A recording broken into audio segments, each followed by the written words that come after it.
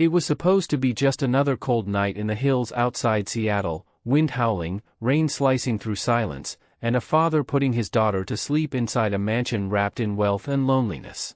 But fate has a habit of knocking when you least expect it. At 11:17 p.m., she appeared.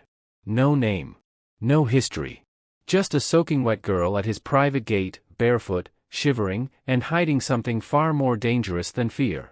By the time the CEO realized who she really was, it was already too late.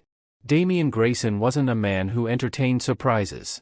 As CEO of Grayson Dynamics, a multi-million-dollar tech empire, everything in his world followed calculated precision, from the daily reports to the security on his 3-acre estate nestled on the outskirts of Seattle. The only unpredictable thing in his life was his daughter, Ella, a curious 5-year-old with her mother's eyes and a love for bedtime stories about the stars. That night, as thunder cracked the sky and Ella finally drifted to sleep beside her unicorn lamp, Damian poured himself a drink and stood by the window, watching the storm rip through the forest line. Solitude was no longer a comfort. It was simply routine. Then came the buzz. His phone lit up. A security alert. Perimeter breach, Gate 2. Damian stiffened. Gate 2 was rarely accessed. His estate was protected by multiple layers of fencing and motion sensors. No one just showed up. He tapped into the live camera feed. A girl, no older than 23, stood in the downpour, hugging her arms tight. Her long hair clung to her face, her clothes were soaked, and she wasn't trying to run. She just stood there, staring at the camera, like she knew someone was watching. Damian's fingers hovered over the phone. Call the police? Security? Or? Something about her expression stopped him. She didn't look like a threat. She looked haunted. He buzzed the intercom. Who are you? The girl flinched. Then her voice, fragile yet steady, cut through the static. I'm not here to steal anything. I need to disappear. Just for one night. Please. Damian frowned. Every part of him screamed no. But then Ella's soft voice came from behind him. Daddy, who's at the gate? He turned, startled. Just someone lost, sweetheart. Go back to bed. Ella moved to the window and looked. Her little hand touched the glass. She looked sad. Children have a strange instinct for broken things. Damian let the girl in. She didn't thank him. She didn't explain. She just followed quietly, dripping onto the marble floor, her wide eyes scanning every corner of his mansion like she was memorizing it, or checking for exits. He gave her a towel, a spare blanket, and pointed toward the guest room. You get one night, he said firmly. No questions, no stories, no trouble. In the morning, you leave. She nodded once. That's all I need. And yet, when morning came, she was still there. Ella had found her in the kitchen, teaching herself how to make pancakes. The girl was wearing one of Damian's shirts, her wet clothes now drying by the heater. She smiled at the child like they'd known each other for years. Damian nearly lost it. What part of one night did you not understand? But Ella was clinging to her leg like a baby koala. Daddy, can she stay? Just a little longer? The girl lowered her gaze. I'll go. Damian hesitated. What's your name? She blinked. A pause. Then, Aria. Was it her real name? Maybe. Maybe not. But something in her eyes whispered, you don't want to know the truth just yet. By the end of that week, Aria was still there. She didn't ask for money. She didn't snoop around. She simply helped Ella with puzzles, kept the house spotless, and disappeared into her room by nightfall, always locking the door from inside. Damian told himself it was temporary. That he was just being kind. But deep down, he wasn't so sure anymore. She was too calm. Too guarded. And sometimes, when she thought no one was watching, she'd stare at framed photos on the wall, especially the one of Ella's late mother, with a look that didn't make sense. Like recognition. One night, Damian passed by her room and paused. Faint sobs. Then silence. He knocked. Aria? No answer. He opened the door slightly. She was asleep on the floor, not the bed, curled up next to a photo frame, the same one from the hallway, now held tightly in her arms. It was of Damian, his wife, and Ella. What was she doing with it? And more importantly, how did she unlock the cabinet it was in? The first red flag had been ignored. But in Damien's gut, something was shifting. Arya wasn't just a girl on the run. She had a reason for being here. And soon, that reason would reveal itself. The rain had stopped, but the storm inside Damien Grayson had just begun. Days turned into weeks, and Arya remained a shadow in his home. She didn't ask for anything, didn't speak about herself, and avoided unnecessary contact, except with Ella, who now refused to fall asleep unless Arya tucked her in with a bedtime story. The little girl trusted her without question. Damien, on the other hand, trusted no one, especially not someone who avoided mirrors, flinched at loud noises, and instinctively looked over her shoulder when the front door creaked. One evening, Damien came home early from a board meeting. He didn't announce himself. He wanted to observe. The house was quiet. Too quiet. He walked down the hallway and heard voices, not talking, but whispering. He stopped outside the guest room. The door was ajar. Inside, Arya sat cross-legged on the floor, speaking softly into a burner phone. "No, I haven't told him yet. He doesn't know who I am. I just need more time. One wrong move and he'll shut me out. Or worse." Click. She ended the call. Damien's body went cold. He stepped back silently, walked to his office, and pulled up the internal security footage. He had cameras all over the house, except the bedrooms. But the audio from the hallway was enough. She was hiding something. He ran a facial scan from an image he had secretly captured during dinner the night before. The system ran through law enforcement databases, missing persons records, and government archives. Nothing. No identity. No match. No trace. She didn't exist. That night, Damien installed a tracker app on Ella's tablet, the one she always carried when Arya took her for walks in the nearby woods. Just a precaution, he told himself. 2 days later, the red flag hit. Ella's location pinged in an unfamiliar part of the forest, well beyond the estate's outer fence. The tablet was still. Not moving. Damien jumped into his SUV and raced down the gravel path. His heart thundered louder than the engine. What if Arya had taken his daughter? What if this had all been a setup?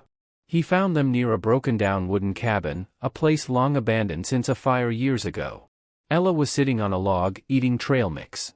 Arya stood nearby, staring at the ruins, unmoving, silent, like she'd seen a ghost. "What the hell are you doing out here?" Damien's voice cracked through the trees. Arya turned, startled. "We were just. You don't just take my daughter into the woods without permission." Ella looked confused. "Daddy, we're safe. Arya says this place used to be her." "Ella, get in the car." Arya didn't argue. She simply helped the child gather her things.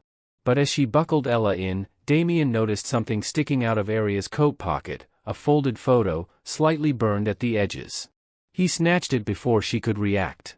The picture showed a group of children standing outside the very same cabin. And there she was, a younger Arya, holding hands with a small blonde girl. Damien's breath hitched. He recognized that blonde girl. It was Sophia, his dead wife. Back at the house, Damien locked himself in his study. He pulled out the last known photo of Sophia as a teenager, and compared it to the girl in the old photo. Same eyes. Same face. Same forest. What the hell was Arya's connection to her? He didn't confront her that night. He needed more answers first. So he called in a favor, an old friend in law enforcement with access to off-grid records. "Check the name Arya with any connection to the Fireridge orphanage." "It burned down 12 years ago," Damien said. Hours later, the reply came back. Arya Blake. Former resident of Fireridge. Presumed dead after the fire. Survivor of physical abuse. Placed in witness protection after the orphanage director was convicted of child trafficking. But Arya ran away 3 years later. Vanished. Off the map. Until now. The next day, Damien watched her more closely. She still acted like the perfect nanny, cleaned up, cooked dinner, taught Ella how to paint. But her hands trembled when the news played a story about a serial killer's capture. Her eyes darted toward the windows when a delivery man rang the bell. And that night, Damien finally confronted her. "I know who you are," he said, voice cold. Arya stood frozen by the kitchen counter. "Then you know why I didn't tell you. I also know you lied. You entered my home, pretended to be someone you're not." "I never pretended," she snapped. Everything I did for Ella was real. Everything I feel is real. He stepped closer. What are you running from? Arya looked down. Her voice cracked. Someone from that orphanage is still out there. He wasn't caught. He's looking for me. I saw him in Seattle 2 weeks ago. I ran. I came here, not because I wanted to deceive you, but because I thought you and Ella were in danger, too. Damien's chest tightened. Why us? She looked up at him. This time, there was no fear in her eyes. Just truth. Because Sophia, your wife, was the only one who ever protected me in that hellhole. She used to hide me from the guards. She was my family. The fire took her. But not her memory. I came to repay the debt. For the first time, Damien didn't know what to say. Everything about this girl screamed trouble. But something deeper whispered truth. And perhaps, even something else he hadn't allowed himself to feel in years, hope. Damien hadn't slept that night. He stared at the photo Arya had dropped, young Sophia smiling, arm draped over a much smaller, bruised but bright-eyed girl. Arya. A part of him wanted to throw her out. She had infiltrated his life, broken his trust, lied by omission. But another part couldn't ignore what she'd said. She wasn't just some runaway. She was a survivor. And somehow, her pain was tied to the woman he had loved and lost. By morning, Arya was gone. Not a word. Not a note.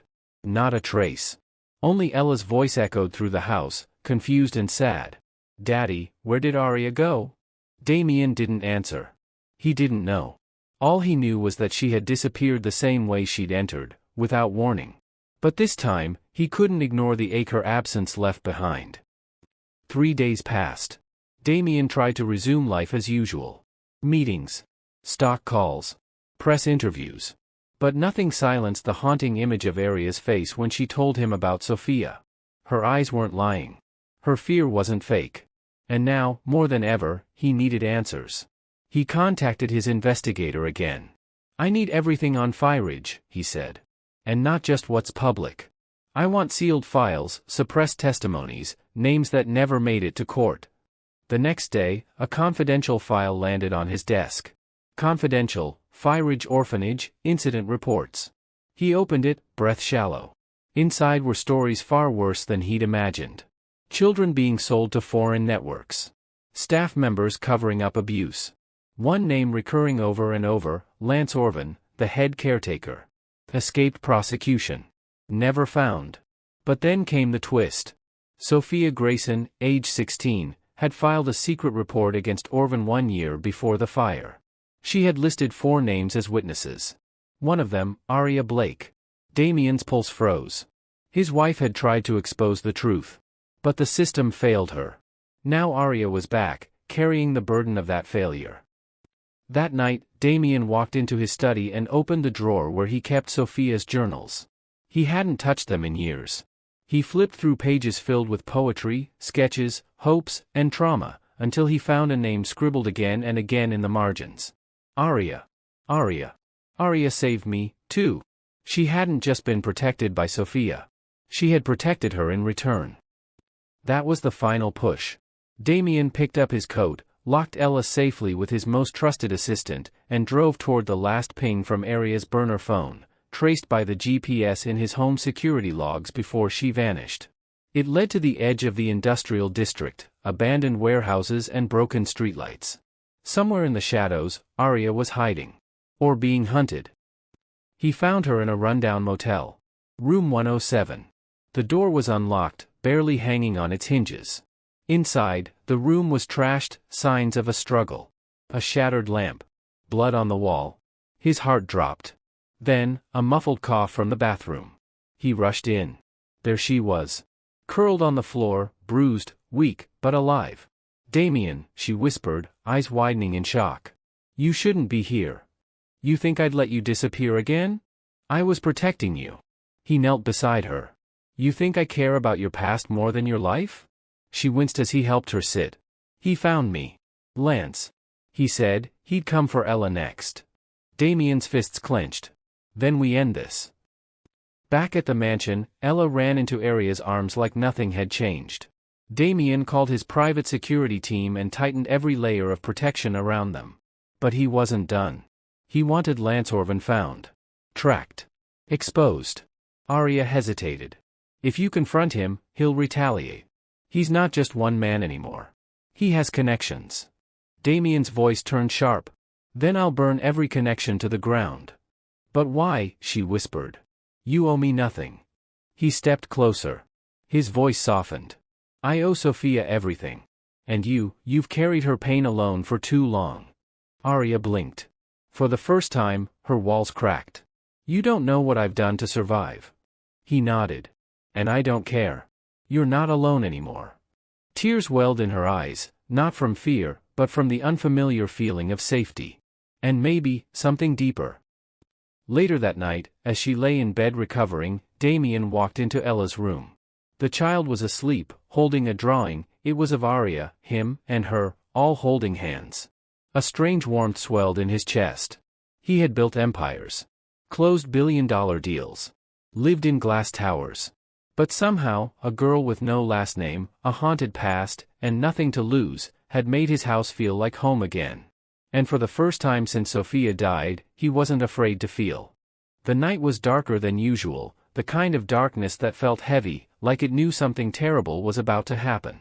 Damien stood in the surveillance room, watching every camera feed like a hawk. Arya was resting in the guest room. Ella was asleep, her favorite stuffed animal hugged tight in her arms. The mansion was locked, guarded, sealed. But he knew it wasn't enough. Because monsters don't need unlocked doors, they create cracks in your trust, your timing, your heart. And Lance Orvan was that kind of monster. 12:47 a.m. A motion alert went off near the east perimeter. Damien zoomed in. A man, tall, hooded, calm, walked across the lawn like he'd been there before. No hesitation. No fear. He was holding something. A lighter. Damien's blood ran cold. Before the security team could even react, a fire exploded along the hedge wall. A distraction. And Damien knew it wasn't about fire. It was about fear. He sprinted upstairs. But Arya was already gone. She had left a note. If I don't face him, he'll never stop. You'll never be safe. I have to finish what Sophia started. Damien crushed the paper in his hand. Rage boiled inside him. How could she be so reckless? But beneath that rage was fear. Real, raw, human fear. He couldn't lose her too. He jumped into his car, tracking her burner phone again. Thank God she'd left it on. It pinged in an abandoned subway station downtown. The same one linked to Lance's black market activities years ago. Hidden beneath the city. Forgotten. But Damien didn't forget. Not anymore. He reached the tunnel entrance in 15 minutes. Gun tucked in his jacket. Phone in hand. The darkness down there wasn't just absence of light, it was a presence. Breathing. Waiting. His footsteps echoed against wet stone. Pipes hissed. Rats scattered. Then, a voice. You should have stayed in your tower, Grayson. Damien turned. Lance Orvan stood in the shadows, face partially burned, eyes glinting with hate. Beside him, Arya was on her knees, tied, bruised again, but staring defiantly. I warned her, Lance growled. Told her to stay out of my business. But girls like her always think they're heroes. Damien stepped forward. You picked the wrong girl this time. Lance smirked. You think money scares me? I've buried men richer than you. Damien didn't blink. You didn't bury Sophia. That hit. Lance's face twisted. She was weak. And she still destroyed your empire, Damien said, eyes hard. Now I'm here to finish what she and Arya started. He raised his gun. Lance lunged. Shots fired. Screams echoed. Glass shattered. Steel cracked. It was chaos. And then, silence. Damien staggered forward, breathing heavy. Lance lay unconscious, bleeding, not dead, but done. Arya crawled to her feet, trembling, lips split. You came. Damien caught her before she collapsed. Always. Hours later, sirens wailed as police raided the tunnels. Lance was arrested. Hidden files were uncovered. Names. Accounts. Victims. Justice, finally awakened. But none of it compared to the moment Damien walked back into his mansion with Arya in his arms, alive. Ella ran to them. And Damien broke. He held them both. His past. His future. Everything. Weeks passed. Aria's name was cleared in court. Her identity restored. She testified against Lance with strength no one expected. And Damien? He sat beside her every time. Not as a protector. Not as a billionaire. But as a man who had finally learned that love isn't about perfection. It's about choosing someone who's been through hell, and staying. One evening, as the sun dipped behind the hills, Aria stood on the balcony. Damien joined her, 2 cups of coffee in hand. "I thought I'd lose you," he said quietly. She looked at him. "I thought I'd never be found." He slid a small velvet box onto the railing. No words. Just a choice. She opened it. Inside wasn't a ring. It was Sophia's necklace, the one Aria once thought had burned in the fire. Aria's hand flew to her mouth. Damien whispered, "It's yours now." Tears welled up. And in that moment, the past finally made peace with the present. Mystery unraveled. Wounds healed. But love, real love, finally began.